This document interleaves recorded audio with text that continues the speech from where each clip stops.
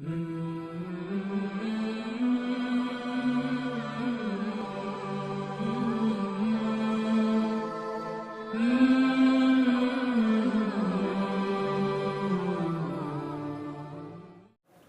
علیکم ورحمۃ اللہ وبرکاتہ۔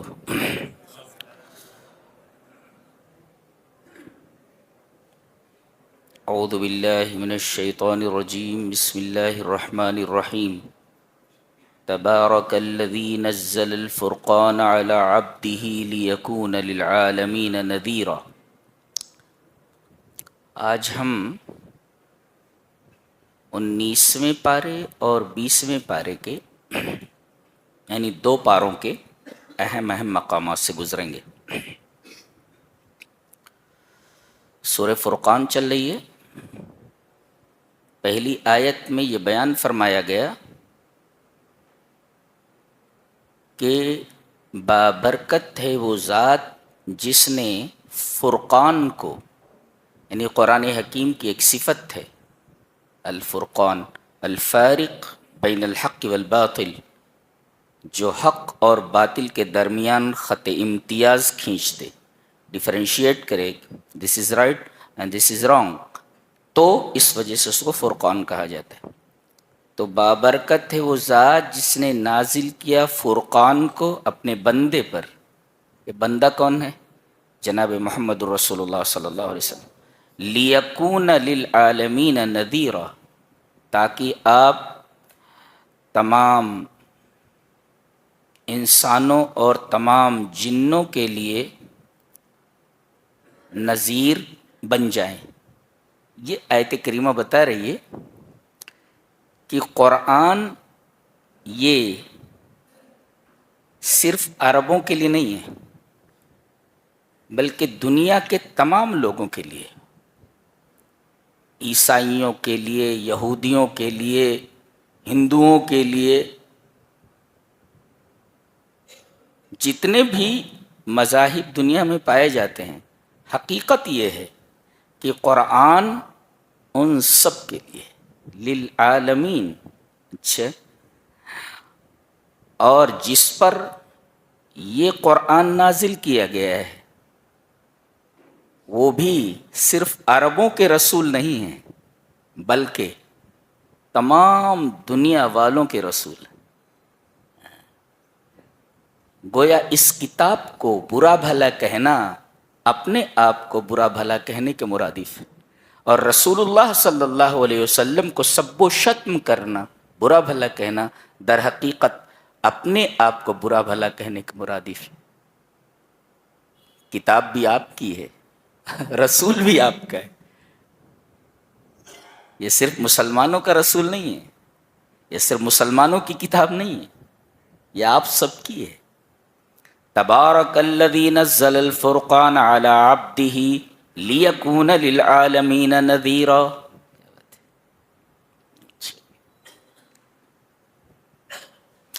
اس کے بعد جہنم کا ایک منظر بیان کیا جا رہا ہے۔ فرمایا گیا وَإِذَا أُلْقُوا مِنْهَا مَكَانًا ضَيِّقًا مُقَرَّنِينَ دَعُوا هُنَالِكَ ثُبُورًا۔ جب ان کو جہنم کی ایک تنگ جگہ میں پھینک دیا جائے گا، جگہ بہت نیرو ہوگی، بہت تنگ ہوگی، اور مقرنین، ہاتھ پیر باندھ کر کے ایک، وہاں یہ ہلاکتوں کو پکاریں گے، اے موت آ جا، موت نہیں آئے گی۔ اسی طرح یہ جن جن سے درخواست کریں گے، داروغ جہنم سے، ان کی درخواستیں رد کر دی جائیں گی۔ اس آیت کریمہ کے بارے میں ایک کتاب موارد الظمآن میں میں نے ایک واقعہ پڑھا۔ وہ واقعہ اس طرح ہے، وقال ابن ابی ذئب حدثني من شهد عمر بن عبد العزيز وهو امير المدينة وقرأ عنده رجل وَإِذَا أُلْقُوا مِنْهَا مَكَانًا ضَيِّقًا مُقَرَّنِينَ دَعَوْا هُنَالِكَ ثُبُورًا فَبَكَى حَتَّى غَلَبَهُ الْبُكَاءُ وَعَلَى نَشِيجُهُ فَقَامَ مِن مَجْلِسِهِ وَدَخَلَ بَيْتَهُ وَتَفَرَّقَ النَّاسُ. یہ واقعہ وہاں لکھا ہوا موارد الزمان میں.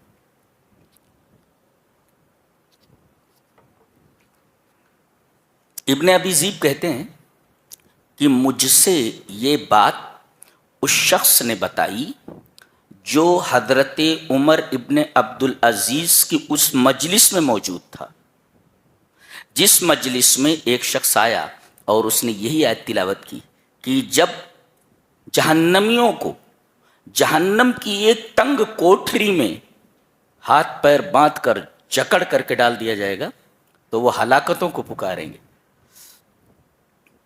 یہ کون ہے؟ حضرت عمر ابن عبد العزیز، وہ امیر المدینہ، مدینہ کے گورنر ہیں. یہ اس آدمی نے جب یہ آیت پڑھی تو فبکا، حضرت عمر ابن عبد العزیز زار و قطار رو پڑے. حتی غلبہ البکاء، یہاں تک کہ ان پر گریہ طاری ہو گیا، آنسو ہیں کہ رکنے کا نام نہیں لے رہے ہیں. وعلی نشیجو، اور ان کی سسکیاں بلند ہو گئیں. فقام من مجلسہ، پوری مجلس بیٹھی ہوئی تھی، مجلس میں سے اٹھے. ودخل بیتہ، اور گھر میں داخل ہو گئے. وتفرق الناس، ان کو اٹھتے دیکھ کر اور گھر میں داخل ہوتے دیکھ کر پوری کی پوری مجلس متفرق ہو گئی، پوری کی پوری مجلس اٹھ گئی. یہ مدینہ کا گورنر ہے. ایک آدمی نے اس کے سامنے یہ آیت کریمہ تلاوت کی تو روتے روتے بے حال ہو گئے، مجلس میں سے اٹھ کر چلے گئے. اب گھر میں جا کر کتنا روئے ہوں گے اندازہ نہیں لگایا جا سکتا. تو اس آیت کے تعلق سے یہ واقعہ موارد الزمان میں لکھا ہوا ہے. اس کے بعد فرمایا گیا قیامت کے دن ظالم اپنے ہاتھوں کو کاٹے گا اور بولے گا یا لیتنی اتخذت مع الرسول سبیلا، میں نے رسول کی بات مانی ہوتی، رسول کے راستے پر چلا ہوتا. یا ویلتا لیتنی لم اتخذ فلانا خلیلا، ہائے کاش میں نے فلاں کو اپنا دوست نہ بنایا ہوتا. نبی اکرم صلی اللہ علیہ وسلم کی ایک حدیث پاک ہے، عن ابی ہریرہ رضی اللہ تعالیٰ عنہ ان النبی صلی اللہ علیہ وسلم قال الرجل علی دین خلیلہ فلینظر احدکم من یخالل. حضرت ابو ہریرہ فرماتے ہیں کہ نبی اکرم صلی اللہ علیہ وسلم نے ارشاد فرمایا کہ آدمی اپنے دوست کے مذہب پر ہوتا ہے. جو دوست کا مذہب ہوگا اس مذہب کو یہ بھی اختیار کر لے گا. جو رنگ اس کے دوست کا ہوگا یہ رنگ اس کے اوپر بھی آ جائے گا. لہذا فَلْيَنْظُرْ أَحَدُكُمْ مَنْ يُخَالِلْ، تو تم میں سے ہر ایک آدمی کو یہ دیکھنا چاہیے کہ دوست کس کو بنا رہا ہے. اس لیے کہ قیامت کے دن وہ بولے گا یا ویلتا لیتنی لم اتخذ فلانا خلیلا، کاش کہ میں نے فلاں شخص کو اپنا دوست نہ بنایا ہوتا، اس دوست نے تو مجھے سیدھے راستے سے ہٹا کر کے غلط راستے کے اوپر لگا دیا تھا. تو بری صحبتوں سے بچنا چاہیے، ہمیشہ نیک لوگوں کی صحبت میں رہنا چاہیے. آپ کا دوست ہو تو نیک ہو، برے آدمی کے ساتھ کبھی بھی دوستی نہیں کرنی چاہیے. اس لیے کہ قیامت کے دن آپ کو اپنے ہاتھ کاٹ کر کے دانتوں سے چبا کر کے یہ نہ کہنا پڑے کہ کاش میں فلاں کو اپنا دوست نہ بنائے ہوتا. اس کے بعد نبی اکرم صلی اللہ علیہ وسلم کے تعلق سے فرمایا گیا وقال الرسول یا رب ان قوم اتخذوا هذا القرآن مہجورا. کل قیامت کے دن اللہ کے رسول صلی اللہ علیہ وسلم مدعی ہوں گے، اور مدعا علیہ کون ہوں گے؟ آپ کی امت. ان کے اوپر دعویٰ دائر کیا جائے گا. دعویٰ دائر کرنے والا کون؟ خود رسول اللہ صلی اللہ علیہ وسلم. اور کس کے بارے میں؟ قرآن حکیم کے بارے میں. کس لیے کہ اس قوم نے، میری اس قوم نے قرآن کو مہجور بنا دیا تھا. مہجور، ہجرہ کا مطلب ہوتا ہے چھوڑ دینا، لیکن مہجور کا ایک اور مفہوم ہے. آپ نے دیکھا ہوگا کہ ریلوے اسٹیشن پر پلیٹ فارم پر آگے کچھ ایسے مکانات بنے ہوتے ہیں، بعد میں وہ قابل استعمال نہیں ہوتے تو ان کے اوپر لکھ دیا جاتا ابینڈنڈ، یعنی اب اس میں کام نہیں ہوتا ہے. تو ابینڈنڈ کا مطلب ہوتا ہے مہجور، چھوڑا ہوا. اشارہ اس بات کی طرف ہے کہ دیکھو وہ مکان ریلوے اسٹیشن ہی پر ہے لیکن اب قابل استعمال نہیں رہا. ریلوے والوں نے، ریلوے انتظامیہ نے اس سے کام لینا چھوڑ دیا ہے. تو ایسے ہی یہ قرآن لوگوں کے گھروں میں رہے گا، لوگ اس سے استفادہ نہیں کر رہے ہوں گے. تو ایسے لوگوں کے خلاف نبی کریم صلی اللہ علیہ وسلم قیامت کے دن دعویٰ دائر کریں گے کہ میری اس قوم نے قرآن حکیم کو ابینڈنڈ کر دیا تھا، مہجور بنا دیا تھا. قرآن حکیم کو مہجور بنانے کے کئی طریقے ہیں، اس کی کئی انواع ہیں. ایک تو قرآن حکیم پر ایمان نہ لائے، قرآن کو چھوڑ دیا اس نے. اور ایک ہے کہ قرآن حکیم کو نہ پڑھے. تیسرے، قرآن حکیم کو نہ سمجھے. اور آخری چیز ہے کہ قرآن حکیم کو لوگوں تک نہ پہنچائے. گویا قرآن حکیم کا پہلا حق یہ ہے کہ اس پر ایمان لایا جائے، دوسرا حق یہ ہے کہ اسے پڑھا جائے، تیسرا حق یہ ہے کہ اسے سمجھا جائے، اور چوتھا حق یہ ہے کہ جو آپ نے سمجھا ہے اسے لوگوں تک پہنچائیں. یہ بھی آپ کی ذمہ داری ہے. اور اگر آپ ان میں سے ایک کام بھی نہیں کرتے تو آپ حجر قرآن کے مرتکب ہیں. گویا کہ آپ نے قرآن حکیم کو چھوڑ دیا ہے، اور کل قیامت کے دن آپ کے خلاف نبی کریم صلی اللہ علیہ وسلم رب کے حضور، رب کی عدالت میں دعویٰ دائر کریں گے.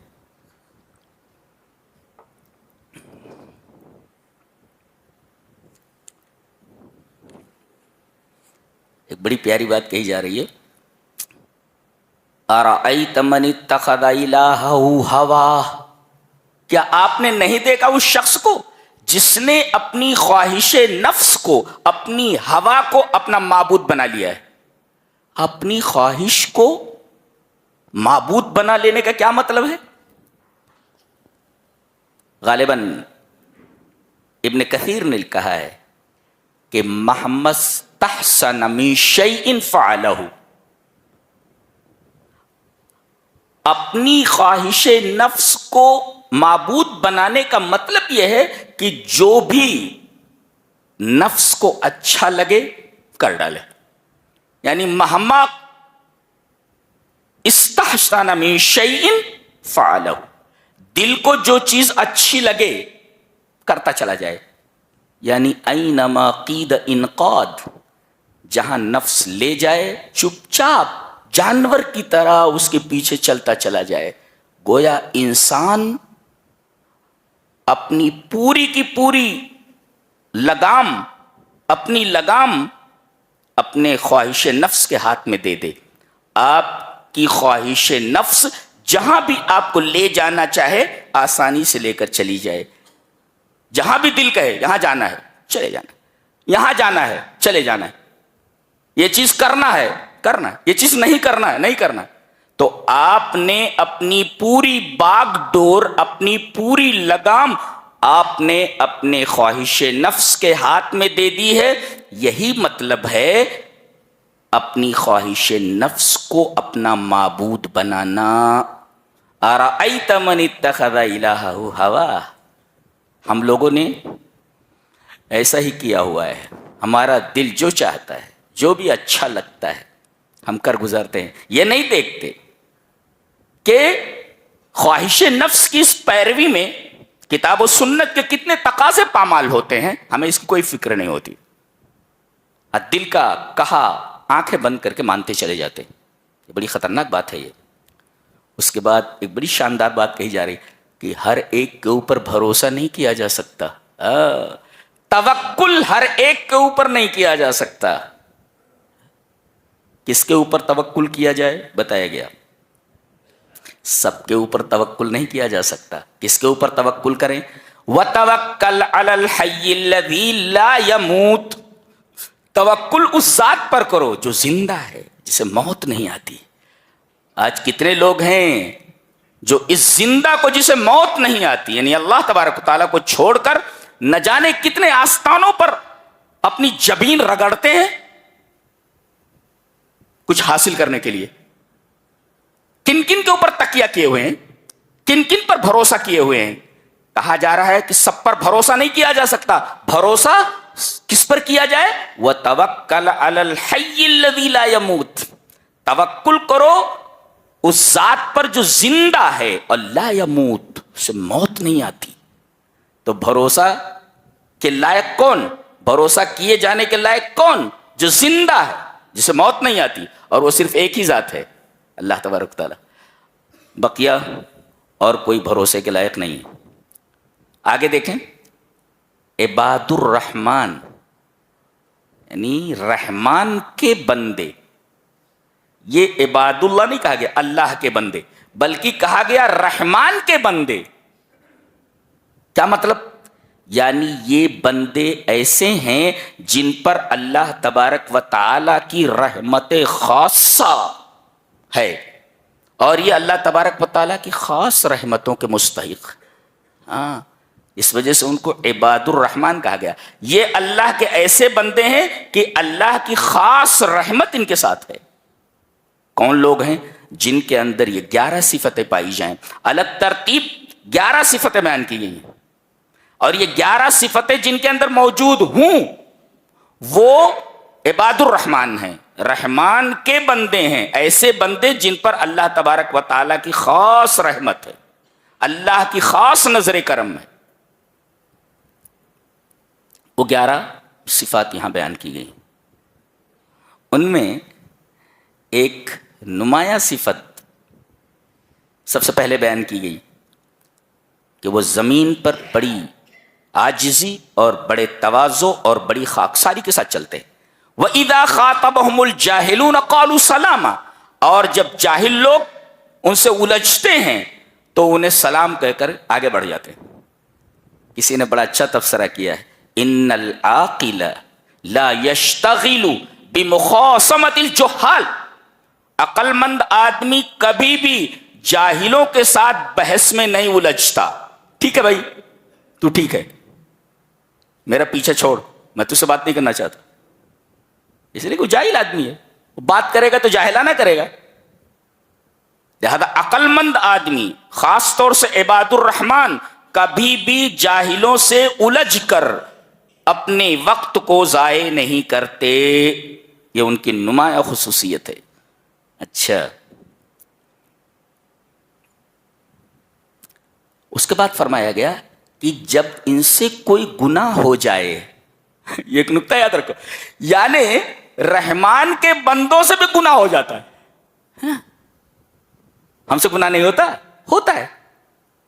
تو رحمان کے بندے وہ ہیں جن سے گناہ بھی ہو جاتا ہے، لیکن گناہ پر اصرار نہیں کرتے.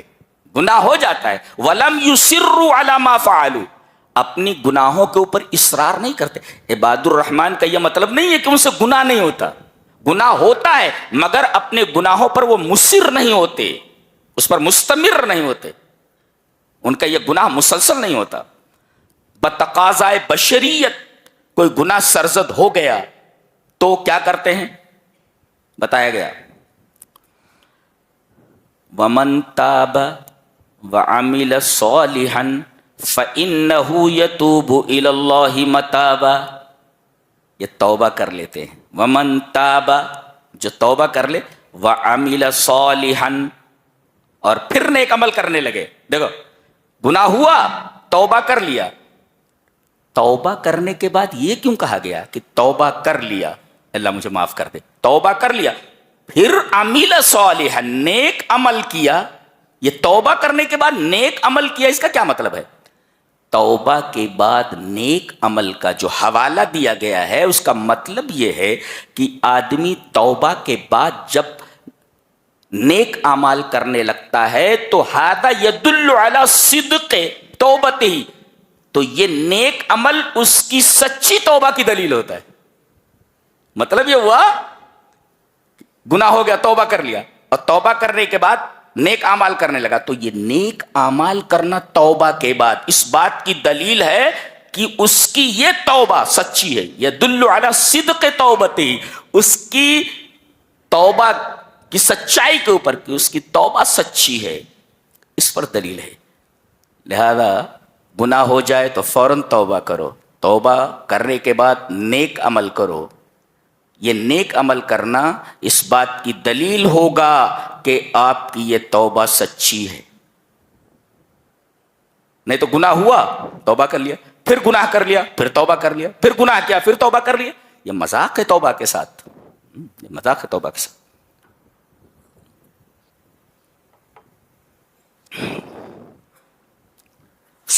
سب سے آخری جو صفت ہے وہ بڑی غضب کی ہے، 11ویں صفت، غور سے دیکھو۔ اولئک یجزون الغرفۃ بما صبروا، ان کو بدلہ دیا جائے گا غرفہ، مانا غرفہ، غرفہ الجنہ، ان کو بدلہ دیا جائے گا جنت کی شکل میں، جن کے اندر یہ 11 صفات ہوں، اور ان 11 صفات سے متصف ہونے کی وجہ سے وہ رحمان کے بندے ہو گئے۔ رحمان کے بندے کیوں ہوئے؟ کیونکہ ان کے اندر یہ 11 صفتیں ہیں، اور ان 11 صفتوں سے متصف ہونے کی وجہ سے اللہ تبارک و تعالی نے ان کا بدلہ جو تیار کر رکھا ہے وہ غرفہ ہے۔ غرفہ یعنی they will be rewarded paradise, انہیں بدلے میں جنت عطا کی جائے گی، یہ غرفہ سے مراد جنت۔ اچھا کیوں؟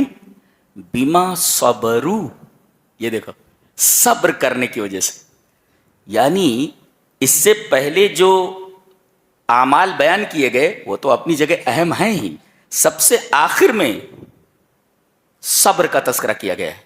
جانتے ہیں کیوں؟ صبر میں روزہ بھی آتا ہے، روزہ، اور یہ ایسی عبادت ہے کہ اللہ کے رسول صلی اللہ علیہ وسلم نے فرمایا کہ اللہ فرماتا ہے الصوم لی وانا اجزی بہی، روزہ میرے لیے ہے اور میں ہی اس کا بدلہ دوں گا۔ کسی اور عبادت کے بارے میں نہیں کہا گیا، صرف روزہ کے بارے میں کہا گیا، اور یہ روزہ اتنی اہم چیز ہے کہ اللہ تبارک و تعالی نے جنت میں ایک اسپیشل دروازہ رکھا ہوا ہے کہ لا يدخلہ الا الصائمون، کہ اس دروازے سے صرف اور صرف روزہ دار ہی داخل ہوں گے۔ یہ اتنی اہم عبادت ہے، اللہ کے لیے بھوک برداشت کرنا، اللہ کے لیے پیاس برداشت کرنا، اللہ کے لیے اپنی جنسی خواہش کو ترک کر دینا، فضول چیزوں سے اپنے آپ کو محفوظ رکھنا۔ اللہ نے جن جن چیزوں سے منع کیا ہے آدمی اس مہینے میں بچا رہے، تو اللہ تبارک و تعالیٰ نے کہا میری وجہ سے، میرے کہنے کی وجہ سے، صرف میرے لیے میرے بندے نے بھوک کو قبول کیا، پیاسا رہا، بھوکا رہا، اور کوئی پتہ بھی نہیں لگا سکتا کہ یہ روزے سے ہے یا نہیں ہے۔ یہ ایسی بات ہے، نماز پڑھتے ہوئے ہم دیکھ سکتے ہیں کہ نماز پڑھ رہا نمازی ہے، خیرات دیتے ہوئے ہم بتا سکتے ہیں کہ یہ خیرات دینے والا ہے، مصدق، متصدق، لیکن روزہ آدمی نے رکھا ہوا ہے کہ نہیں رکھا ہوا ہے آپ نہیں بتا سکتے،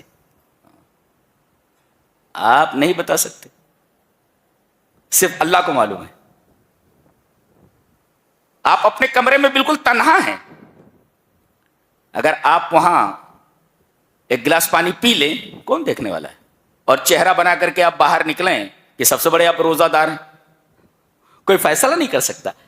یہ عبادت صرف اللہ اور اس کے بندے کے درمیان ہے، لہذا اللہ نے فرمایا یہ عبادت چونکہ میرے اور میرے بندے کے درمیان ہے لہذا میں ہی اس کا بدلہ دوں گا۔ الصوم لی وانا اجزی، روزہ میرے لیے ہے، اس لیے کہ میں جانتا ہوں اس نے روزہ رکھا ہوا کہ نہیں۔ میں کیسے یہ بے وقوف آدمی تھا، وہ کہتا تھا ایسا پانی پیتا ہوں کہ خدا بھی نہیں جانتا۔ اچھا کیسا پانی پیتا تھا وہ تالاب میں ڈبکی لگاتا تھا، اور ڈبکی لگانے کے بعد تالاب میں دھیرے سے پانی پی لیتا تھا، اور کہتا تھا ایسا پانی پیتا ہوں کہ خدا بھی نہیں جانتا۔ وہ ایک مچھلی کانٹے والی چھوٹی سی، جب اس نے پانی منہ میں لیا تو وہ مچھلی بھی اس کے منہ میں آ گئی اور حلق میں اٹک گئی، باہر چلاتے ہوئے نکلا، اللہ سب دیکھ رہا ہے، اللہ سب جانتا ہے، اللہ سب جانتا ہے، ایسا پانی پیتا ہوں کہ خدا بھی نہیں جانتا، اب مچھلی کانٹے والی اٹک گئی، اب باہر آ کر چلا رہا ہے، ایسا پانی پیتا ہوں کہ خدا بھی جانتا ہے، کہنا پڑا اس کو۔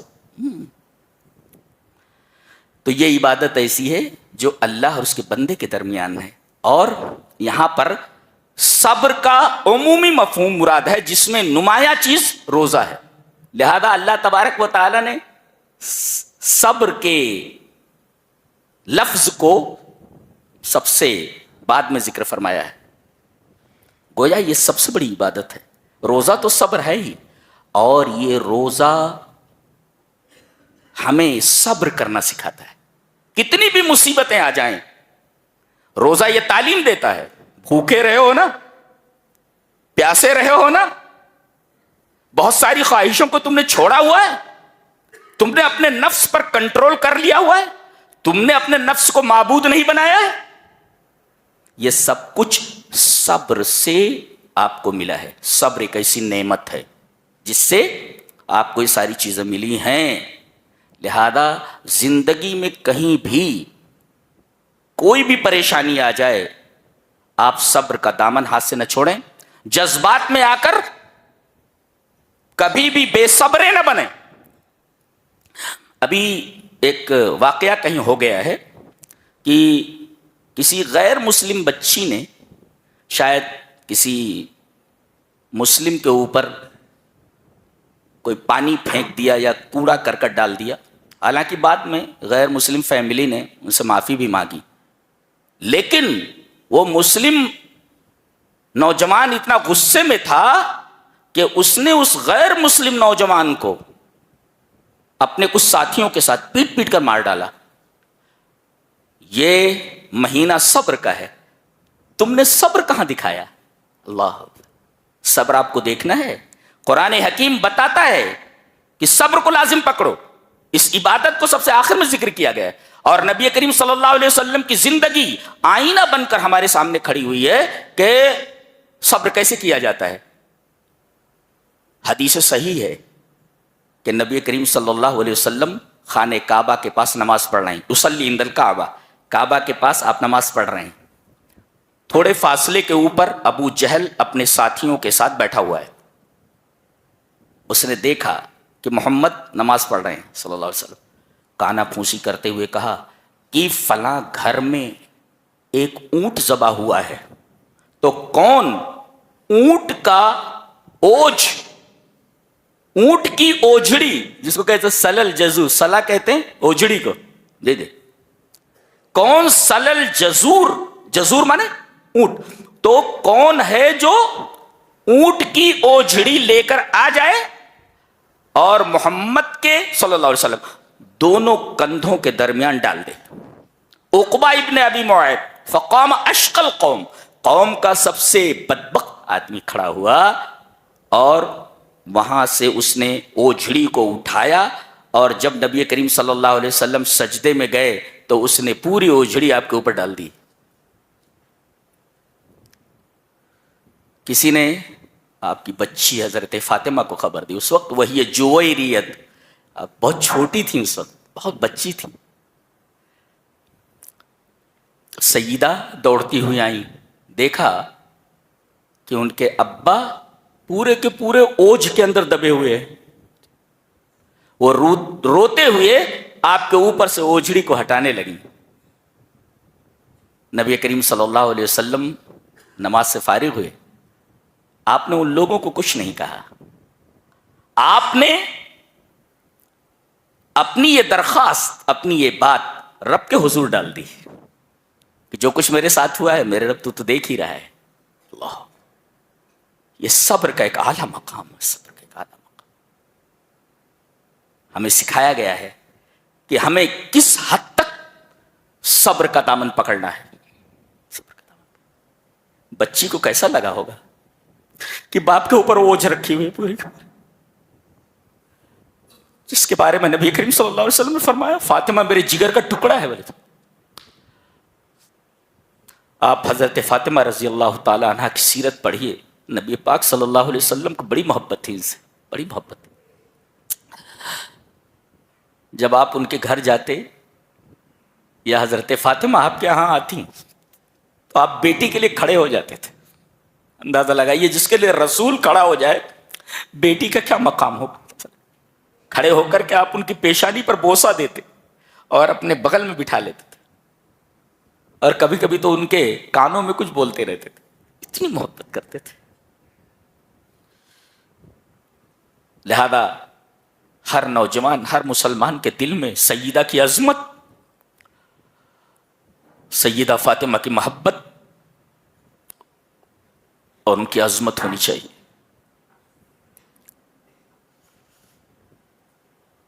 لہذا اس مسلم نوجوان نے جو حرکت کی ہے اس کا اسلام سے کوئی تعلق نہیں, اس کا وہ پرسنل میٹر ہے. لہذا ایک مسلمان کے اس پرسنل میٹر سے پورے اسلام کو کٹہرے میں نہیں کھڑا کیا جا سکتا. اس نے ایسی حرکت کیوں کی؟ اس نے قرآن کو نہیں پڑھا, اس نے رسول اللہ صلی اللہ علیہ وسلم کی زندگی کا مطالعہ نہیں کیا کہ ہمیں جذبات میں آ کر کے اس حد تک نہیں جانا تھا کہ کسی غیر مسلم نوجوان کو قتل کر دے. قانون تھا, قانون سے شکایت کرنی تھی. قانون اگر تاخیر کرتا انصاف دینے میں تو آپ صبر کرتے. صبر کا پھل اللہ کے ہاں رکھا ہوا ہے.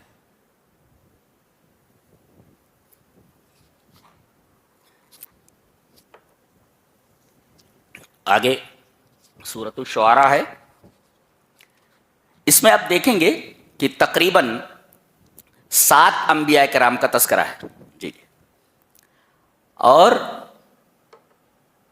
جہاں ان کا بیان ختم ہوتا ہے ایک آیت کریمہ رکھی جاتی ہے بار بار, وَإِنَّ رَبَّكَ لَهُوَ الْعَزِيزُ الرَّحِيمُ. اللہ کی ایک صفت آتی عزیز اور دوسری آتی ہے رحیم. عزیز مانے غالب اور رحیم مانے رحم کرنے والا. اشارہ اس بات کی طرف ہے کہ اللہ قادر ہے مجرموں کو ہلاک کرنے پر, اور رحیم ہے ان لوگوں پر, رحیم ہے ان لوگوں پر جو مجرم نہیں ہے. تو گویا عزیز ہے, غالب ہے اس بات پر کہ مجرم کو ہلاک کر دے, اور رحیم ہے کہ جرم کرنے کے بعد بھی آدمی کو ڈھیل دیتا رہتا ہے. یہ اس کا رحم ہے. ایک مطلب اور, عزیز ہے جو لوگ ایمان نہیں لائے, اور رحیم ہے ان پر جو ایمان لائے. العزیز علی من لم یؤمن والرحیم بمن آمن. رحیم ہے ایمان والوں پر اور عزیز ہے, غالب ہے ان لوگوں پر جو ایمان نہیں لائے.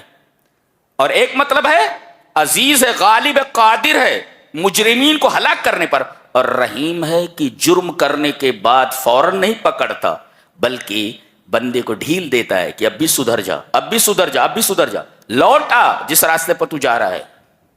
یہ اللہ تبارک و تعالیٰ کا رحم ہے. اسی وجہ سے عزیز کے ساتھ الرحیم تقریباً 7-8 بار آیا ہے اس سورہ کریمہ میں. آگے حضرت موسیٰ علیہ السلام کا واقعہ بیان کیا جا رہا ہے کہ یہ بنی اسرائیل کو لے کر راتوں رات نکل پڑے. آگے بحر قلزم ہے اور پیچھے فرعون کو معلوم ہو گیا اور لشکر لے کر کے ان کے پیچھے آ گیا. ادھر بھی موت کھڑی ہے, ادھر بھی موت کھڑی ہے. اب بنی اسرائیل کی سچویشن اس وقت کیا تھی, بنی اسرائیل کا حال کیا تھا؟ فلما ترا الجمعان قال اصحاب موسیٰ انا لمدرکون. بڑے بے صبر لوگ تھے. آج پوری دنیا کو مٹھی بھر ہیں, وہ 1 کروڑ کچھ لاکھ ہیں, پوری دنیا کے سر پہ سوار ہیں. عجیب و غریب قوم ہے. حضرت موسیٰ سے کہنے لگے قال اصحاب موسیٰ, موسیٰ کے ساتھی کہنے لگے انا لمدرکون, انا لمدرکون, یقیناً ہم پکڑ لیے گئے. دیکھو انا لمدرکون کہہ رہے ہیں, اس میں کوئی شک نہیں کہ ہم کو پکڑ لیا جائے گا. جواب میں حضرت موسیٰ نے کیا کہا؟ کلا، ہرگز نہیں، ان معی ربی سیہدین، میرا رب میرے ساتھ ہے، وہ کوئی نہ کوئی راستہ نکالے گا. میرا رب یہ نہیں کہا کہ میرا اور تمہارا رب، صرف اپنی طرف انہوں نے اللہ تبارک و تعالی کی نسبت کی رب تعالی میرے ساتھ ہے. اللہ کی معیت کی نسبت انہوں نے صرف اپنی طرف کی، جبکہ کیا کہنا چاہیے تھا؟ گھبراؤ نہیں، اللہ ہم سب کے ساتھ ہے. لا، حضرت موسیٰ نے کہا ان معی ربی سے، اس لیے کہ ان لمدرکون کے جملے سے معلوم ہوتا ہے کہ آپ کے جو ساتھی تھے بنی اسرائیل، سارے لوگوں نے اللہ کے ساتھ بدگمانی کی، حسن ظن نہیں رکھا. انہیں چاہیے تھا احسن الظن، لیکن اساء الظن. انہوں نے اللہ کے ساتھ حسن ظن نہیں رکھا، بدگمان رہے. اب پکڑ لیے گئے. اللہ ہمیں بچائے گا کہ نہیں بچائے گا؟ دیکھیے یہاں پر اللہ کی معیت کی نسبت حضرت موسیٰ نے تنہا اپنی طرف کی، اللہ میرے ساتھ ہے. اور غار ثور میں حضرت صدیق آپ کے ساتھ ہیں. تلاش کرنے والے وہاں تک پہنچ گئے. حضرت صدیق نے نظر اٹھا کر دیکھا، گھبرا گئے، کہا کہ اللہ کے رسول اگر ان لوگوں نے ہمیں دیکھ لیا، نیچے دیکھ لیا، تو ہم لوگ پکڑ لیے جائیں گے. نبی کریم صلی اللہ علیہ وسلم نے کیا فرمایا؟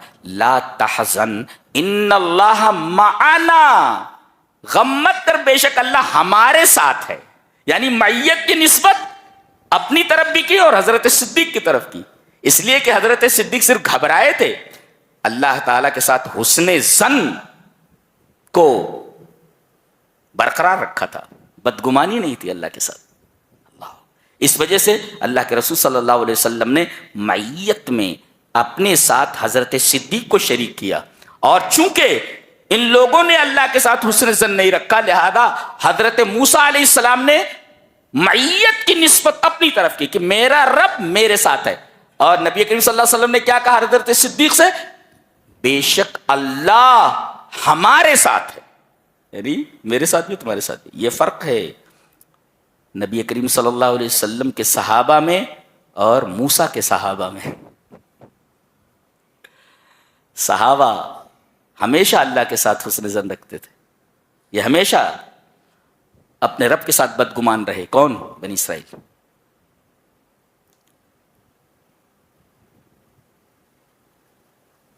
میرے ساتھ ہے اللہ، تو ایک مفسر لکھتا ہے اگر اللہ ساتھ ہو تو للبحر یغرق وللنار تحرق، کوئی دریا ڈبو نہیں سکتا اور کوئی آگ جلا نہیں سکتی. اگر اللہ ساتھ ہو تو دریا ڈبو نہیں سکتا اور آگ جلا نہیں سکتی. حضرت ابراہیم کو آگ میں ڈالا گیا، اللہ ساتھ تھا جی، لہذا آگ نے نہیں جلایا.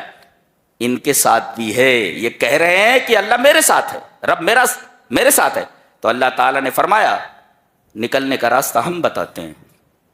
فَأَوْحَيْنَا إِلَى مُوسَىٰ أَنِ اضْرِب بِّعَصَاكَ الْبَحْرَ، ہم نے کہا کہ اے موسیٰ تم اپنے عصا کو دریا پر مارو.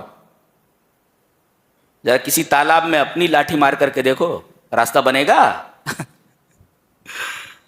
اللہ نے فرمایا عصا مارنا تیرا کام ہے، جتنا تو کر سکتا ہے کر، راستہ نکالنا ہمارا کام ہے.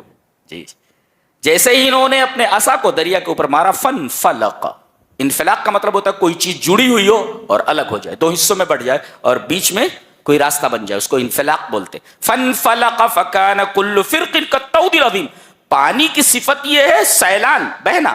یہاں اللہ تبارک و تعالی نے نوامی سے کون کو بدل دیا؟ لاز آف نیچر کو بدل دیا.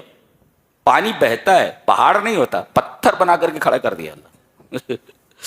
دریا بھی اس کے قبضے قدرت میں ہے، دریا کی ساری چیزیں اس کے قبضے قدرت میں، ہوا اس کے قبضے قدرت میں، زمین اور آسمان اس کے قبضے قدرت میں، وقت کی رفتار اس کے قبضے قدرت میں.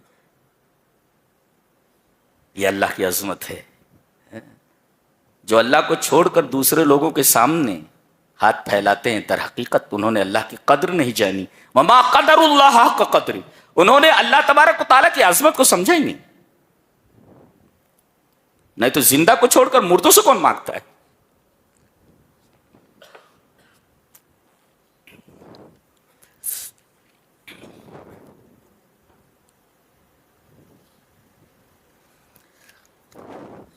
یہ جو سورہ ہے اس کا نام سورۃ الشعراء ہے. اس نام سے یہ سورہ اس وجہ سے نازل کی گئی کہ مشرکین نبی کریم صلی اللہ علیہ وسلم کو شاعر کہتے تھے. شاعر کہتے تھے. اللہ تبارک و تعالیٰ نے یہ سورہ نازل کر کے یہ بتایا ہے کہ شاعر میں اور ایک نبی میں بڑا فرق ہوتا ہے.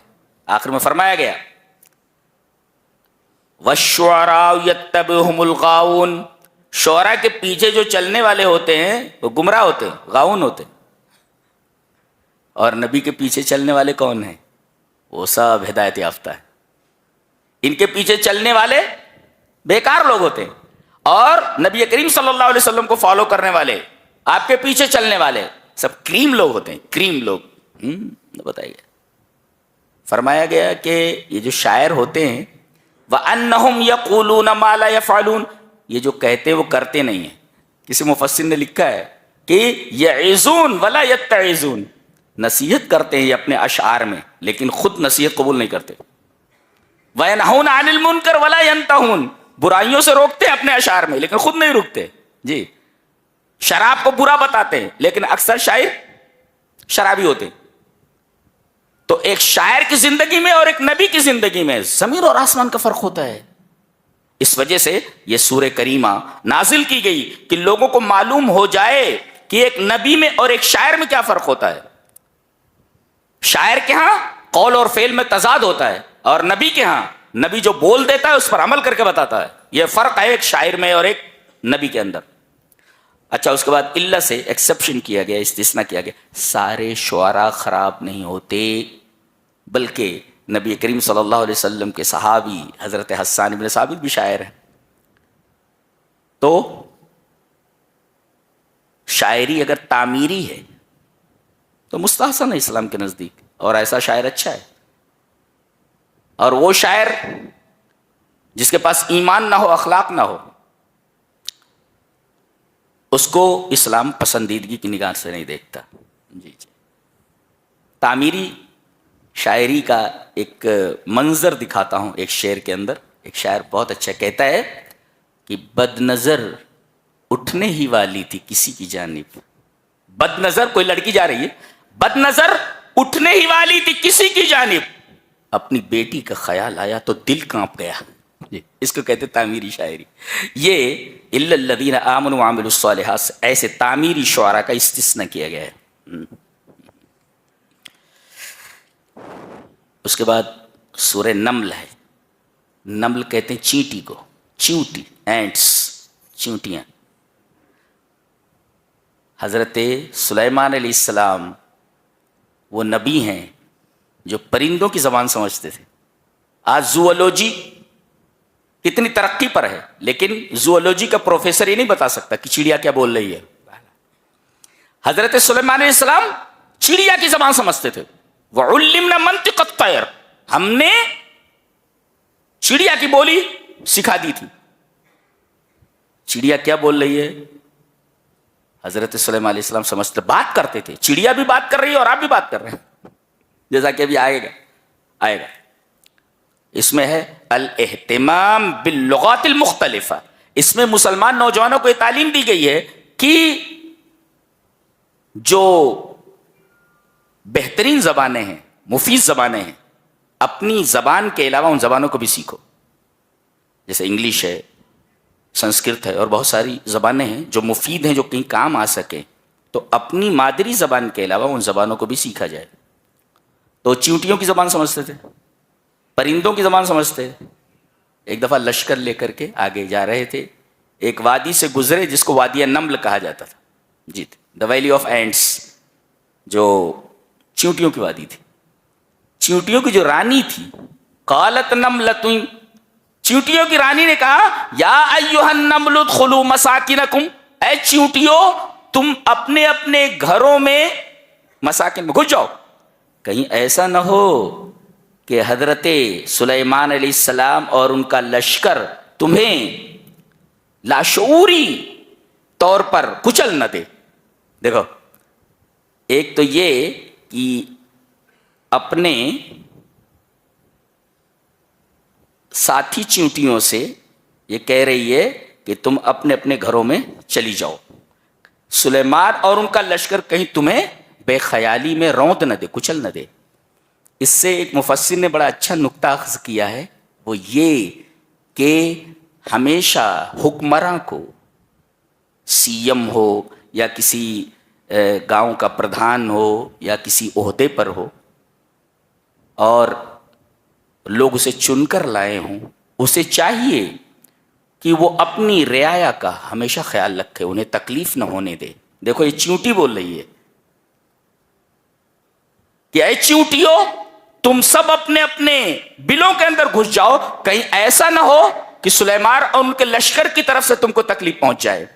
دوسرا نکتہ یہ لکھا گیا ہے کہ یہ چیونٹی یہ کہہ رہی ہے کہ اگر ہم لوگوں کو سلیمان علیہ السلام اور ان کا لشکر کچل دے گا تو جان بوجھ کر نہیں کچلے گا، وہم لا یشعرون، بے خیالی میں کچل دیں گے، دکھائی نہیں دیتے ہم، ہاں بے خیالی میں کچل دیں گے۔ یعنی چیونٹی کو بھی معلوم ہے کہ اگر سچا مومن ہے تو ٹیررسٹ نہیں ہوتا جی، بلا وجہ چیونٹی کو تکلیف نہیں پہنچاتا تھے جا کے کسی انسان کو مارے۔ آج تو ایسا پیش کیا جا رہا ہے کہ اسلام ہی ٹیررزم کا مذہب ہے اور اسلام کے ماننے والے سب کے سب ٹیررسٹ ہیں، اور لفظ جہادی بولا جاتا ہے ان کے تعلق سے، جبکہ قرآن حکیم یہ بولتا ہے کہ ایک چیونٹی کہہ رہی ہے کہ اگر سچا مسلم ہے تو کبھی بھی دہشت گرد نہیں ہو سکتا، جان بوجھ کر کے کسی چیونٹی کو نہیں مار سکتا، جائے کہ کسی انسان کو قتل کرے، اس لیے کہ اسے معلوم ہے کہ ایک انسان کا قتل پوری انسانیت کا قتل ہے۔ جو سن رہے تھے یہ سنتے ہی مسکرا پڑے، فتبسم ضاحکا من قولها، چیونٹی کیا بول رہی ہے اس کی بات سن کر کے حضرت سلیمان علیہ السلام مسکرا پڑے۔ یہ کیسا علم ہے، ایسے ایسے علوم پیش کر رہا ہے قرآن حکیم کہ پوری سائنس بونی نظر آتی ہے اس کے سامنے۔ کوئی زوولوجی کا پروفیسر یہ بتا دے زندگی میں جس نے زوولوجی پڑھائی ہو کہ چیونٹی کیا بول رہی ہے، میں سمجھتا ہوں، نہیں سمجھ سکتا ہوں۔ اچھا آگے بتایا گیا کہ سروے کیا حضرت سلیمان علیہ السلام، وَتَفَقَّدَ الطَّيْرَ فَقَالَ مَا لِيَ لَا أَرَى الْهُدْهُدْ، چڑیوں کا سروے کیا تو دیکھا ہدہد موجود نہیں ہے۔ بولے کہاں گیا؟ مَا لِيَ لَا أَرَى الْهُدْهُدْ أَمْ كَانَ مِنَ الْغَائِبِينَ، یہ گیا کدھر، میں اسے دیکھ نہیں رہا ہوں۔ اور بغیر بتایا گیا ہے یہ جرم کیا اس نے، لَأُعَذِّبَنَّهُ عَذَابًا شَدِيدًا أَوْ لَأَذْبَحَنَّهُ أَوْ لَيَأْتِيَنِّي بِسُلْطَانٍ مُبِينٍ، میں ضرور اس کو سزا دوں گا، اس کے بعد سخت سزا دوں گا، یا اس کو ذبح کر دوں گا، یا میرے پاس کوئی کھلی ہوئی دلیل لے آئے۔ دیکھو یہاں کیا کہا کہ اگر جرم ناقابل معافی ہے تو اذبحن، سولی دے دی جائے، پھانسی دے دی جائے، تاکہ معاشرہ ایسے مجرم سے پاک ہو جائے، اذبحن۔ اور اگر گناہ ہلکا ہے، جرم ہلکا ہے تو ہلکی سزا دے دو، عذاباً شدیدہ، گناہ بڑا ہے تو بڑی سزا دے دو، لیکن سزا دینے سے پہلے اولیاتینی بسلطان مبین، مجرم کو اپنے حق میں بولنے کا پورا موقع دیا جائے، ڈائریکٹ اس کے بارے میں فیصلہ نہ کیا جائے، اسے بولنے دیا جائے کہ تیرے اوپر یہ الزام لگایا گیا ہے، تو اپنی صفائی میں کیا کہنا چاہتا ہے، اولیاتینی بسلطان مبین۔ تھوڑی دیر ہوئی تھی کہ اڑتا اڑتا آیا، کہنے لگا ہدہد، قال احطت بما لم تحط به، مجھے ایسا علم ہے جو علم آپ کو نہیں ہے۔ دیکھو لوگ کہتے ہیں کہ نبی کو غیب کا علم ہوتا ہے، پرندہ کہہ رہا ہے کہ میں ایسی بات معلوم ہے جو آپ کو معلوم نہیں۔ پرندے کا عقیدہ یہ ہے کہ نبی کو غیب کا علم نہیں ہوتا۔ فقال احطت بما لم تحط به، اور میں یہ بتا دوں کہاں گیا تھا میں، وجیتک من سبع بنبأ یقین، میں شہر سبا چلا گیا تھا، یہاں سے 1500 میل کے فاصلے پر ہے، وہاں چلا گیا تھا، 1500 میل اڑتا اڑتا چلا گیا تھا یہ۔ اچھا کہنے لگا میں بتاؤں وہاں میں نے کیا دیکھا، انی وجدت امرأۃ تملکہم، میں نے وہاں ایک عورت کو دیکھا جو حکومت کر رہی ہے۔ یعنی ایک پرندوں کو بھی تعجب ہوتا ہے کہ عورت حکمراں ہے، بولے ہاں تو انہی کو حکومت چل رہی ہے۔ اگر ہدہد ہوتا اور ان کے حالات دیکھتا تو کہتا بڑی عجیب بات ہے، انہی کی حکومت چل رہی ہے. انی وجدتم امرأۃ تملکہم. اور اس کے پاس اللہ نے بہت کچھ دے رکھا ہے. وہ اوتیت من کل شیء ولہا عرش عظیم. اور اس کا ایک بہت بڑا عرش تخت ہے بہت بڑا, اس پر بیٹھتی ہے وہ شان سے. اور کہنے لگا, تقریر چالو ہے اس کی, وجدتها وقومها يسجدون للشمس من دون اللہ. یہ اللہ کے علاوہ یہ سورج کی پوجا کر رہے ہیں. وزین لهم الشیطان اعمالهم. شیطان نے ان کے عملوں کو بہت خوبصورت بنا دیا ہے. فصدهم عن السبیل فهم لا يهتدون. یہ اللہ کے راستے سے ہٹ گئے ہیں اور یہ ہدایت یاب نہیں.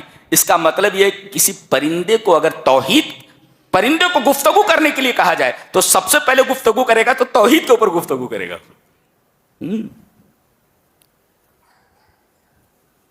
انسانی شرک کر سکتا ہے, انسان اور جن کے علاوہ کائنات کے ہر شے موحد ہے. اس کا مطلب ہے کہ شرک کرنے والا پوری کائنات سے الگ ہو جاتا ہے, اس لیے کہ پوری کی پوری کائنات موحد ہے, اللہ کے حکموں پر چل رہی ہے. اور تم اگر اللہ کے حکموں پر نہ چلو, اللہ کے ساتھ کسی کو شریک کرو, تو پوری کائنات سے الگ ہو جاؤ گے تم. پوری کائنات سے کٹ جاتا ہے مشرک, اتنا بڑا مجرم ہے وہ.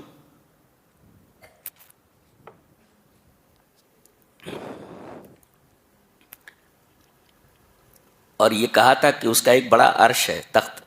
عرش مانے تخت. تقریر میں کہہ رہا ہے, اللہ لا الہ الا هو رب العرش العظیم. نہیں ہے کوئی معبود سوائے اللہ کے جو عرش عظیم کا رب ہے. عرش عظیم کا رب. کہا کہ ٹھیک ہے, ہم تحقیق کریں گے کہ تو سچا ہے جھوٹا ہے. قال سننظر اصدقت ام کنت من الکاذبین. یعنی کوئی خبر لائے تو فوراً اس کو مت مان لیا کرو, تحقیق کرو. کوئی آیا اور آپ کے کان میں کچھ کہہ دیا, ارے وہ فلاں آدمی تو تم کو ایسا کہہ رہا تھا, میں دیکھ لیتا ہوں, ارے بھائی تحقیق کر. اگر اس آیت کریمہ کے اوپر کوئی عمل کر لے تو معاشرے کے اندر بہت سارے فسادات اور معاشرے کے اندر بہت ساری برائیاں اور لڑائیاں ختم ہو جائیں. آدمی کو تحقیق کرنا چاہیے نا کہ اس نے کہا کہ نہیں کہا. میں دیکھ لیتا ہوں اس کو, میں دیکھ لیتا ہوں. بولے وہ پہلے تحقیق کرنا, یہ تو کوئی خبر لایا ہے. حضرت سلیمان یہ کہہ رہے, قال سننظر, ہم غور کریں گے, اصدقت ام کنت من الکاذبین, سچا ہے کہ جھوٹا ہے. اس کے بعد اس نے عرش کا حوالہ دیا تھا, بڑا تخت. حضرت سلیمان علیہ السلام نے دربار میں فرمایا, قال یا ایھا الملؤ ایکم یاتینی بعرشھا قبل ان یاتونی مسلمین. 1500 میل کے فاصلے سے وہ جس تخت پر بیٹھتی ہے اس کو اٹھا کر کون لاتا ہے؟ قال عفریت من الجن. ایک طاقتور جن کھڑا ہوا اور کہا کہ دربار برخاست ہونے سے پہلے میں وہ تخت لے آؤں گا. یہ کوئی آدھا گھنٹہ 1 گھنٹہ میں. قبل ان تقوم من مقامک, آپ اپنی جگہ سے کھڑے ہوں گے, دربار برخاست ہونے سے پہلے 1500 میل کے فاصلے سے میں تخت اٹھا کر لے آؤں گا. وَإِنِّي عَلَيْهِ لَقَوِيٌّ أَمِينٌ, میرے اندر طاقت بھی ہے اور میں امانت دار ہوں. اتنا طاقت تھی اس کو, اتنی طاقت تھی. تو ایک شخص تھا جس کے پاس کتاب کا علم تھا, پتہ نہیں کون سا علم تھا, اللہ تبارک تعالیٰ نے یہی کہہ کر کے چھوڑ دیا ہے, اسے معلوم. قال الذی عنده علم من الکتاب, اس شخص نے کہا جس کے پاس کتاب کا علم تھا, کہا انا آتی کبھی قبل ان یرتد الیک طرفک, پلک جھپکنے سے پہلے لے آتا ہوں. دیکھو اس کو کہتے ہیں ماس ٹرانسفر, سائنس کی زبان میں ماس ٹرانسفر. آج صرف انرجی ٹرانسفر ہوتی ہے جی. امریکہ سے کوئی اپنی تصویر بھیجے تو آپ کے موبائل پہ آ جائے گی, لیکن وہ آدمی وہاں نہیں آتا جی. انرجی خالی آ رہی ہے ایک لمحے میں, لیکن یہاں تو پورا میٹر آ گیا ہے, پلک جھپکنے سے پہلے ہی پورا میٹر اٹھ کر کے آ گیا. یہ سائنس اس کے سامنے بونی ہے, بونی ہے سائنس. 1500 میل کے فاصلے سے پلک جھپکنے سے پہلے ہی وہ تخت لا کر کے حضرت سلیمان علیہ السلام کے سامنے رکھ دیا گیا. پتہ نہیں کون سا علم تھا, اللہ تبارک و تعالی نے اس علم کو مبہم چھوڑ دیا ہے. قال الذی عنده علم, پتہ نہیں کون سا علم تھا وہ.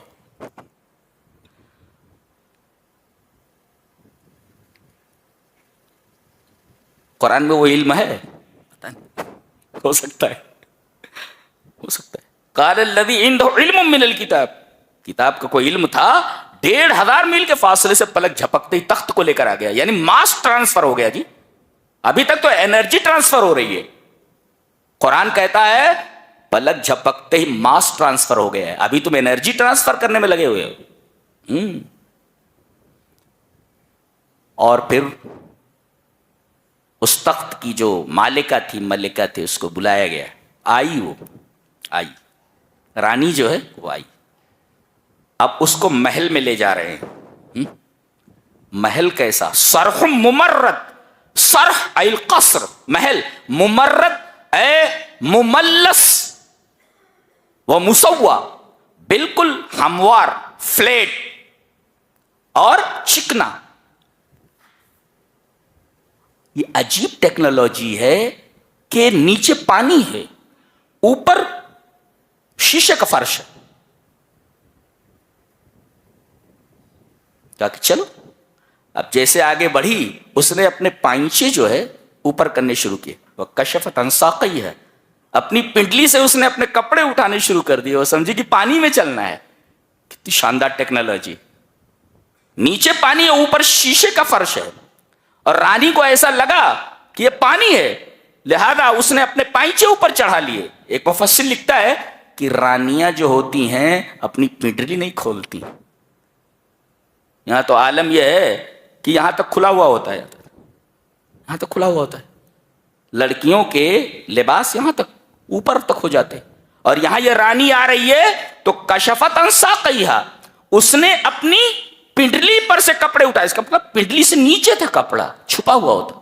تو رانیاں اور شہزادیاں کبھی بھی اپنی پنڈلی نہیں دکھاتی.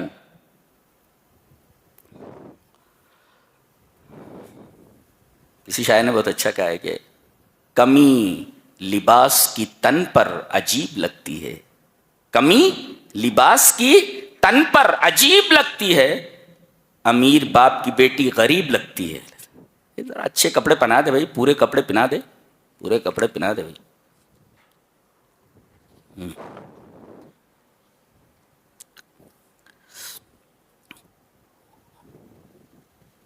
آگے فرمایا گیا قُل لَا يَعْلَمُ مَنْ فِي السَّمَاوَاتِ وَالْأَرْضِ الْغَيْبَ إِلَّا اللَّهُ، اللہ کے علاوہ زمین اور آسمان میں غیب کی بات کوئی نہیں جانتا.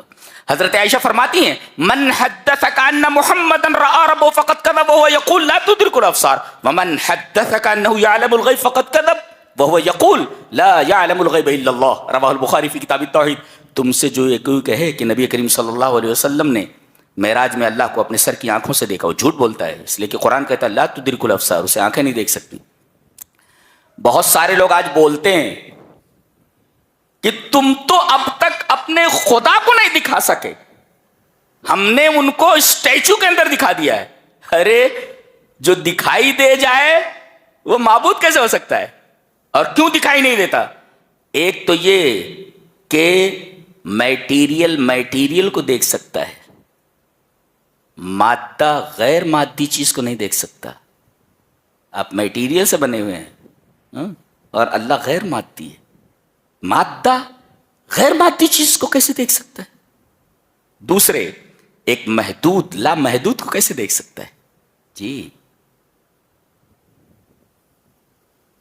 آنکھوں کے اندر اللہ تبارک تعالیٰ نے وہ قوت ہی نہیں رکھی ہے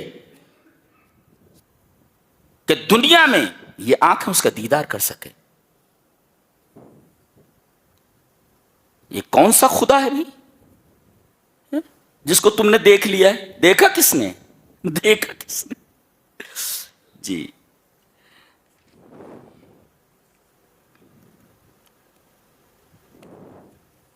آگے سورہ قصص ہے،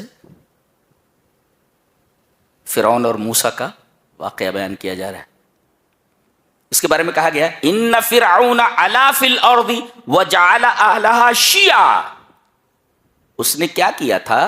اپنی حکومت کے لوگوں میں درار ڈال دی تھی اور کچھ کے حقوق جو اس کے خاندان اور رشتہ دار تھے محفوظ رکھے گئے، اور ایک قوم ایسی تھی کہ انہیں کوئی حق حاصل ہی نہیں تھا. یہ بنی اسرائیل تھے.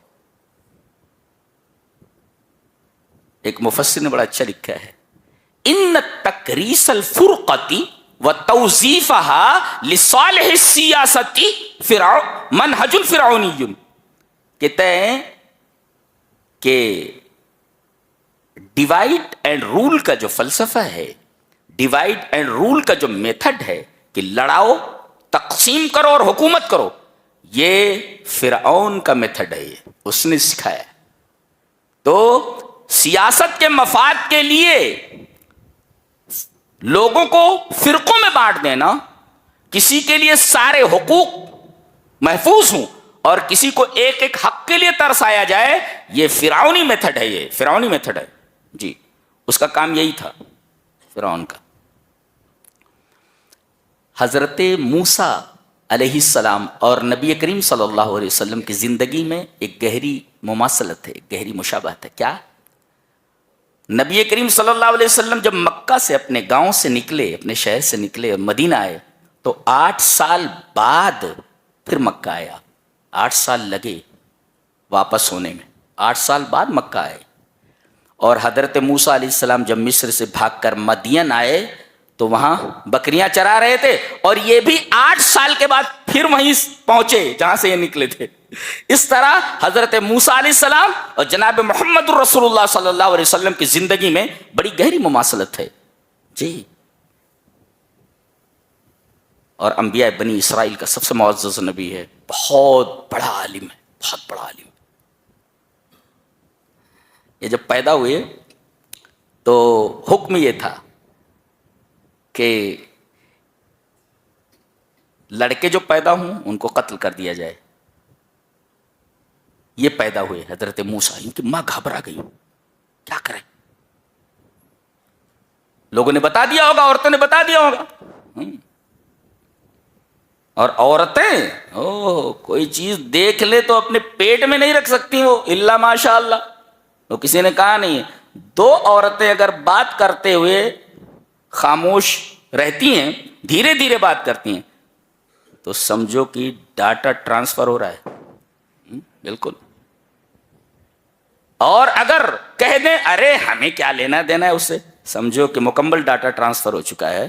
اب یہ دوسری طرف ٹرانسفر ہونے کی راہ دیکھ رہا ہے، ٹرانسفر ہونا چاہتا ہے. جی، تو عورتوں نے بتا دیا ہوگا کہ بھئی ان کے ہاں بچہ پیدا ہوا ہے، لڑکا پیدا ہوا. اب حضرت موسیٰ علیہ السلام کی والدہ گھبرا گئی. اللہ تبارک تعالیٰ نے ان کے پاس وحی کی، وَأَوْحَيْنَا إِلَىٰ أُمِّ مُوسَىٰ أَنْ أَرْضِعِيهِ، ان کو دودھ پلا دو. فَإِذَا خِفْتِ عَلَيْهِ فَأَلْقِيهِ فِي الْيَمِّ وَلَا تَخَافِي وَلَا تَحْزَنِي إِنَّا رَادُّوهُ إِلَيْكِ وَجَاعِلُوهُ مِنَ الْمُرْسَلِينَ. ایسا کرو، دودھ پلا دو ان کو. دودھ پلانے کے بعد ایک تابوت میں ان کو رکھ کر کے حوالے دریا کر دو. کمزور ہیں، چھوٹے بچے ہیں، شیر خوار بچے ہیں، ان کو تابوت میں رکھ کر کے یم میں ڈال دیا گیا. یم یعنی دریا میں ڈال دیا گیا. اللہ تبارک و تعالیٰ نے اس کمزور کو دریا سے بچا لیا. اور ایک طاقتور تھا، وہ بھی یم میں آیا، اس کے لیے بھی وہ لفظ استعمال کیا گیا، یم. فرعون طاقتور تھا، دریا میں آیا اور ہلاک کر دیا گیا. دریا وہی ہے، فیصلے الگ الگ ہیں. ایک کمزور کے حق میں فیصلہ ہوا کہ اسے بچا لیا جائے. سمندر کو حکم ہوا کہ موسیٰ کو کوئی تکلیف نہیں ہونی چاہیے، موسیٰ بچ گئے. اور فرعون کے بارے میں حکم ہوا بچنا نہیں چاہیے، لہذا ڈبو دیا گیا. دریا وہی ہے، ایک کمزور کو بچا لیا گیا اور ایک طاقتور کو ڈبو دیا گیا. یہ اللہ کے فیصلے ہوتے. ایک ہی چیز ایک آدمی کے لیے رحمت اور دوسرے کے لیے زحمت.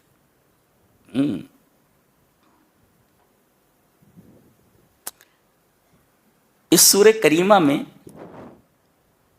4 عظیم عورتوں کا ذکر ہے. 4 عظیم عورتیں. کون کون؟ ایک تو موسیٰ علیہ السلام کی ماں، جی، اور دوسرے ان کی بہن موسیٰ کی. اس لیے کہ جب ان کو تابوت میں رکھ کر کے حوالے دریا کیا گیا تو ان کی ماں نے کہا دیکھتی جانا ذرا دور سے کہ یہ تابوت کدھر جاتا ہے. یہ بہن دور سے اپنے بھائی کی تابوت کو دیکھتی جا رہی ہے. دنیا کی سب سے بہترین جاسوس ہیں کہ نگاہ بھی رکھو اور پتہ بھی نہ چلے کہ کس چیز پر نگاہ رکھی جا رہی ہے. یہ ان کی بہن ہے. بہنوں کو اپنے بھائیوں سے بڑی محبت ہوتی ہے، لہذا ان کے حقوق ہمیشہ اپنے ذہن میں رکھو. تو ایک تو آپ کی ماں ہے، اور دوسرے آپ کی بہن ہیں، اور تیسرے آپ کی بیوی ہیں. مدین گئے تھے اور وہاں جو حضرت شعیب سے ان کی بیٹی سے آپ نے شادی فرمائی، وہ بیوی ہیں. اور ایک ان کی سالی ہیں، اس لیے کہ جب یہ مدین پہنچے تو 2 لڑکیوں کو دیکھا کہ وہ اپنی بکریاں لیے کھڑی ہیں اور تمام چرواہے کنویں سے پانی پلا رہے ہیں. تو ایک تو آپ کی بیوی ہیں، دوسرے آپ کی سالی ہیں. یہ کتنی ہو گئی؟ 4. ایک 5ویں بھی ہیں، 5ویں عورت. 5 عورتوں کا تذکرہ ہے. 5ویں کون ہے؟ ان کو بچانے والی، جن کی وجہ سے یہ بچ گئے. یہ کون ہے؟ فرعون کی بیوی حضرت آسیہ بنت مزاحم علیہ السلام. وہ ہیں. یہ تابوت بہتے بہتے محل میں چلا گیا.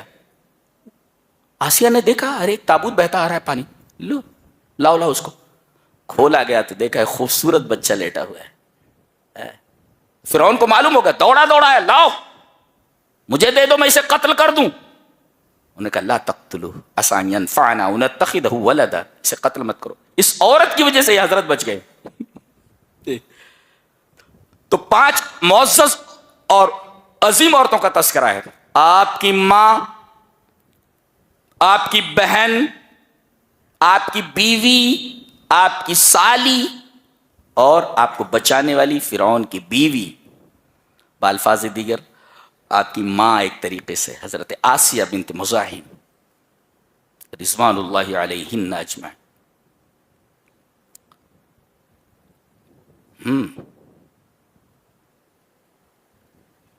4 عورتوں کا تذکرہ ہے.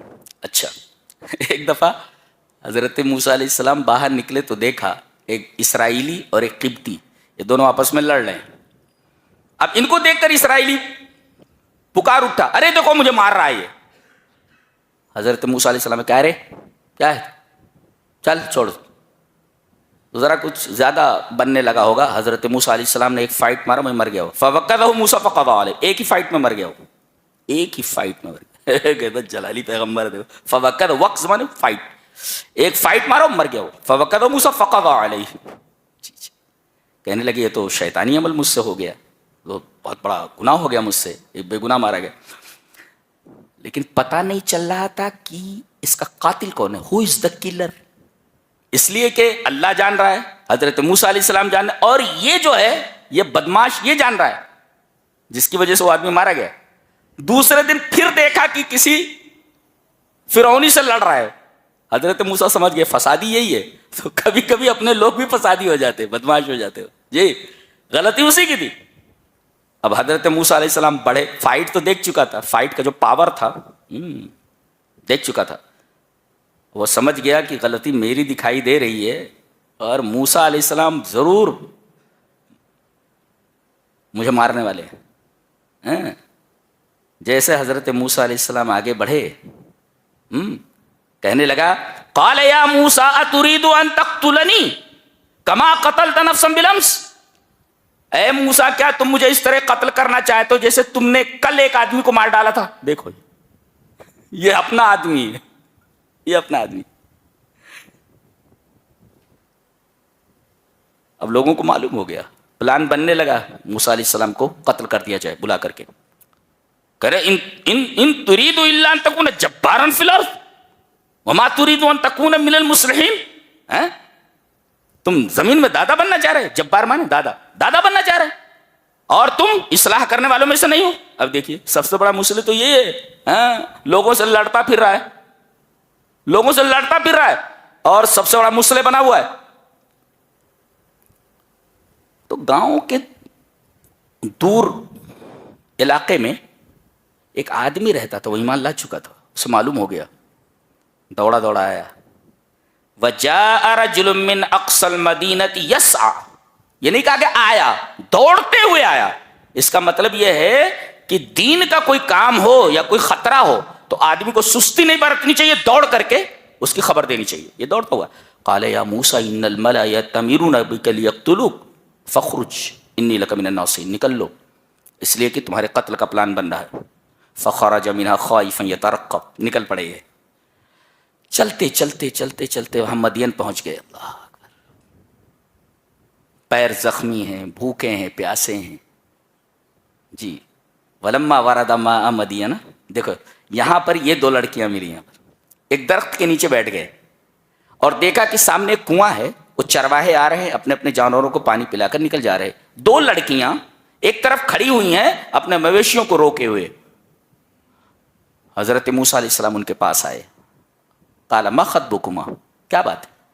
کہا کہ ہم لوگوں کو مجبوراً کام کرنا پڑ رہا ہے. وابونا شیخ کبیر، ہمارے ابا بہت بوڑھے ہیں، کام نہیں کر سکتے. پتہ یہ چلا کہ عورت پردے کے دائرے میں رہ کر کے کام کر سکتی ہے اگر گھر میں کوئی کمانے والا نہ ہو.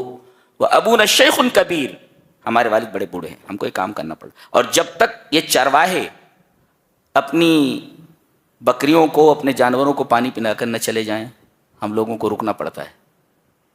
حضرت موسیٰ علیہ السلام گئے اور اللہ تعالیٰ نے جو طاقت عطا فرمائی، بھوکا آدمی ہے لیکن پھر بھی دیکھو اللہ نے کیا طاقت عطا فرمائی. اس کے اوپر جو ڈھکن تھا وہ اٹھا کر کے ان کے مویشیوں کو پانی پلایا اور اس کے بعد پھر جا کر وہاں بیٹھ گئے درخت کے نیچے.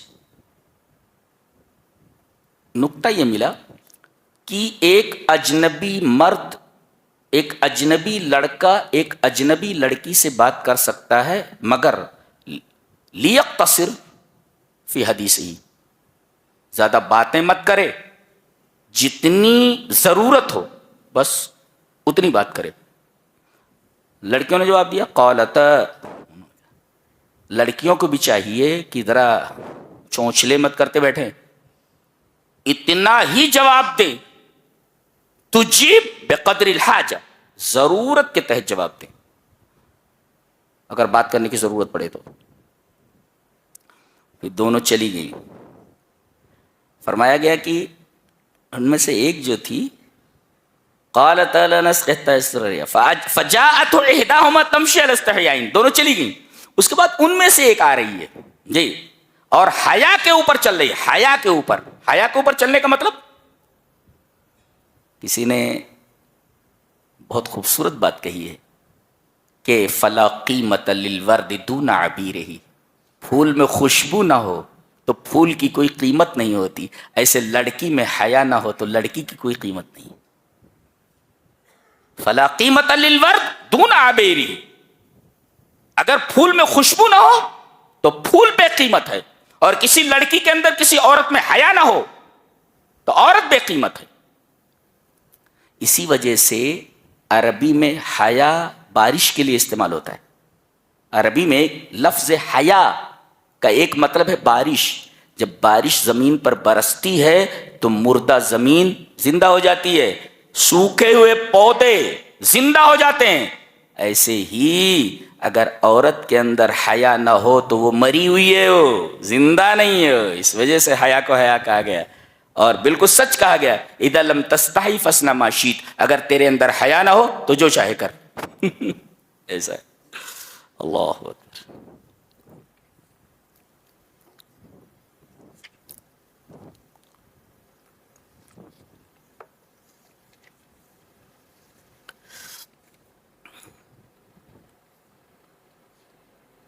آگے فرمایا گیا کہ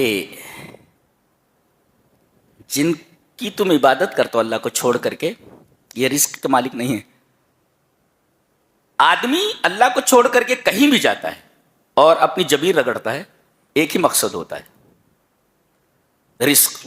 اللہ نے فرمایا ان الذین تعبدون من دون اللہ لا یملکون لکم رزقا، وہ رزق کے مالک نہیں ہے. فابتغوا عند اللہ الرزق، اللہ کے پاس رزق تلاش کرو. واعبدوہ واشکروا لہ الیہ ترجعون، یعنی رزق کا مالک صرف اللہ ہے اور اللہ ہی سے ہمیں رزق مانگنا چاہیے. آخر میں شرک کی ایک بڑی شاندار مثال دی گئی ہے. دیکھیں غور سے سنیں، اس کے بعد بات ختم کرتے ہیں. مثل الذین اتخذوا من دون اللہ اولیاء کمثل العنکبوت، ان لوگوں کی مثال جنہوں نے اللہ کے علاوہ سہارے بنا لیے ہیں کہ اللہ کے علاوہ بھی سہارے، کمثل العنکبوت، مکڑی کی طرح، لائک اے اسپائڈر. ایک مکڑی کی طرح. اتخذت بیتا، جس نے گھر بنایا. وَإِنَّ أَوْهَنَ الْبُيُوتِ لَبَيْتُ الْعَنْكَبُوتِ، اور دنیا میں سب سے کمزور گھر مکڑی کا گھر ہوتا ہے. جی لو کانوا یعلمون، کاش یہ جانتے ہو. اس پر ہم بحث کرنا چاہیں گے. مکڑی جس میٹیریل سے گھر اپنا بناتی ہے، میٹیریل کہاں سے آتا ہے؟ من الداخل ام من الخارج؟ اندر سے آتا ہے، باہر سے نہیں.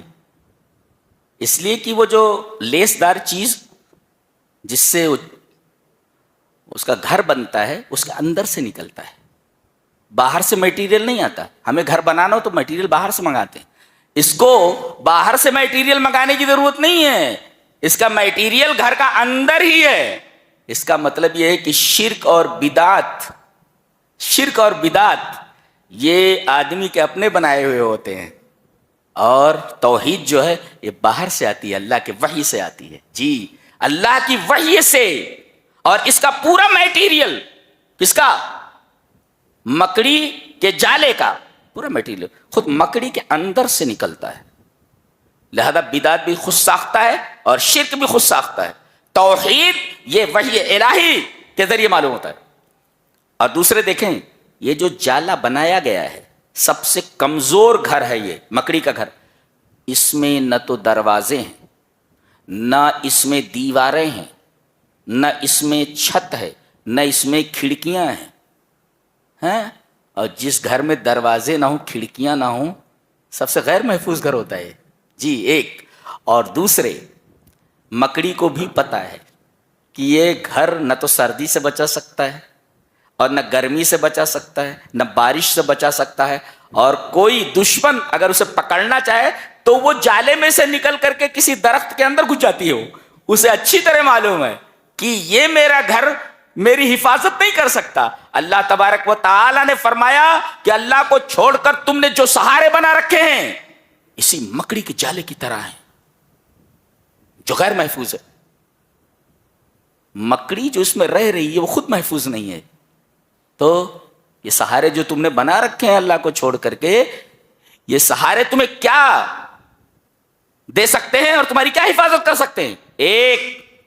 اور دوسرے، اس میں جو مکڑی ہے یہ مکڑے کو بلاتی ہے اپنے فائدے کے لیے، اپنی جنسی ضرورت کو پورا کرنے کے لیے. اور جیسے ہی یہ حاملہ ہوتی ہے، جنسی ضرورت پوری ہو گئی، مکڑے کو بھگا دیتی ہے یا مار دیتی ہے.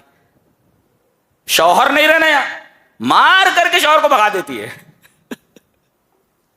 تو جس گھر میں شوہر کی پٹائی ہو جائے، جھاڑو سے پٹائی، وہ گھر نہیں ہوتا، مکڑی کا گھر ہے وہ.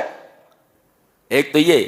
اور بچے جب بڑے ہو جاتے ہیں اس کے، تو جب بھوک لگتی ہے تو ماں کو ہی مار کر کھا جاتے ہیں. اس پوری تمثیل کے اندر آپ دیکھو، پورے مغرب کے آئلی نظام کی عکاسی کر دی گئی ہے اس آیت کریمہ میں. پورا مغرب ایسا ہے، نہ وہاں شوہر کی قدر ہے، نہ شوہر کو بیوی کی قدر ہے. بچے اولڈ ایج ہوم کے اندر لے جا کر کے ڈال دیتے ہیں ماں باپ کو. جی آئلی نظام بکھرا ہوا ہے. اور یہ وہ لوگ ہیں جو کہتے ہیں ہم دنیا میں سب سے زیادہ سویلائزڈ ہیں اور سب سے زیادہ مہذب اور متمدن ہیں. اللہ ہمارے حال پر رحم فرمائے اور ان کو سدھرنے کی توفیق عطا فرمائے. یہ رہا 19ویں اور 20ویں پارے کا خلاصہ. اللہ ہمیں نیک عمل اور اچھی سمجھ کی توفیق عطا فرمائے. وآخر دعوانا الحمد للہ رب العالمین.